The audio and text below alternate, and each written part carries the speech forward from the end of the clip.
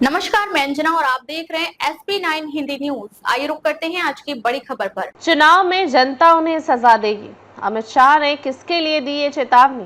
PM Modi पर personal attack किए जाने पर अमित शाह ने कहा है कि इस तरह की राजनीति लोकतंत्र में दीमक की तरह काम करती है। जो लोग ऐसे भाषा का इस्तेमाल कर रहे हैं उन्हें जनता चुनावों में सबक सिखाएगी। केंद्रीय गृह मंत्री अमित शाह ने विपक्षी नेताओं की राजनीति को निम्न स्तरीय बताया है और प्रधानमंत्री नरेंद्र मोदी पर पर्सनल अटैक के लिए कड़ी आलोचना की है। साथ ही चेतावनी दी है कि इस तरह का रवैया भारत के लोकतंत्र की नींव को कमजोर करता है।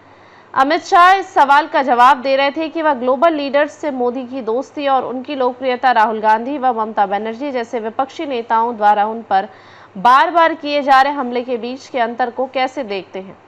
जवाब में शाह ने कहा कि दुर्भाग्यपूर्ण है कि राजनीति को सिद्धांतों से हटाकर व्यक्तिगत हमलों तक सीमित किया जा रहा है।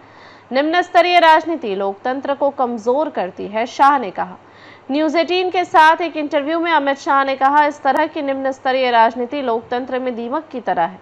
यह इसकी जड़ों को ही खा जाती है। जो लोग ऐसी भाषा का इस्तेमाल करते हैं और ऐसी राजनीति को बढ़ावा देते हैं उन्हें जनता सबक सिखाएगी। विपक्ष के पास उजागर करने को कुछ नहीं है। अमित शाह ने कहा, विपक्ष का काम भ्रष्टाचार को उजागर करना है, लेकिन उनके पास प्रधानमंत्री मोदी के खिलाफ ऐसे सबूत नहीं है और इसलिए वे व्यक्तिगत गाली गलौज पर उतर आए हैं। उन्होंने कहा, अगर कोई व्यक्ति भ्रष्ट आचरण में लिप्त है तो यह निजी मामला नहीं है, यह सार्वजनिक मामला है और भ्रष्टाचार को उजागर करना विपक्ष का कर्तव्य है।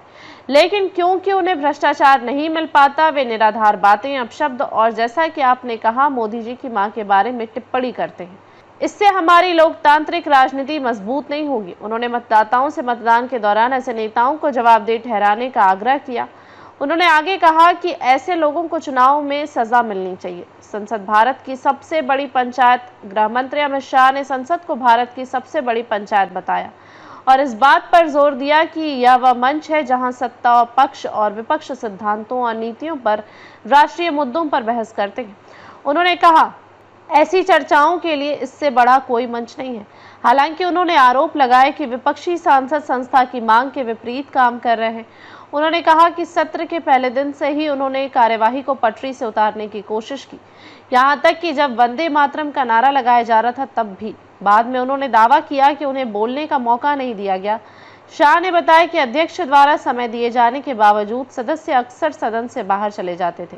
अपने हस्तक्षेप का इस्तेमाल ठोस बहस के बजाय राजनीतिक कटाक्ष करने के लिए करते थे और बार बार सदन के नियमों का उल्लंघन करते थे। संसद मनमानी तरीके से नहीं चल सकती। उन्होंने चेतावनी देते हुए कहा, संसद मनमानी तरीके से नहीं चल सकती। शाह ने कहा कि जवाहरलाल नेहरू और इंदिरा गांधी के समय से ही संसदीय अनुशासन का सम्मान किया जाता रहा है। उन्होंने कहा, राहुल गांधी के परदादा और उनकी दादी के समय से ही संसद नियमों से चलती है। आदर्श सांसद वह होता है जो उसी ढांचे के भीतर अपने विचारों को सही ढंग से रख सके। शाह ने जोर देकर कहा कि भारत की जनता को यह तय करना होगा कि संसद का समय राजनीतिक नाटकबाजी में बर्बाद किया जाए या महत्वपूर्ण मुद्दों पर। उन्होंने कहा, प्रधानमंत्री मोदी ने हमेशा बहुदलीय संसदीय लोकतांत्रिक व्यवस्था को बनाए रखने और संसदीय शुचिता व अनुशासन सुनिश्चित करने पर जोर दिया है। अब तक के लिए बस इतना ही। फिर मिलते हैं एक ऐसे ही बड़ी खबर के साथ। तब तक के लिए नमस्कार और देखते रहिए SP9 हिंदी न्यूज। अगर आपको वीडियो पसंद आई हो तो इसे लाइक करें व शेयर करें। ऐसे लेटेस्ट अपडेट पाने के लिए बेल आइकन को प्रेस करना ना भूलें। अगर आप हमें फेसबुक या फिर इंस्टा के माध्यम से देख रहे हैं तो हमारे पेज को फॉलो जरूर करें। सबसे पहले और सबसे तेज खबरें देने वाले एकमात्र चैनल SP9 हिंदी न्यूज। यह चैनल सामाजिक, राजनीतिक, कला, खेल, शैक्षणिक, कृषि तथा ग्रामीण क्षेत्रों की ताजा खबरें आप तक पहुँचाता है।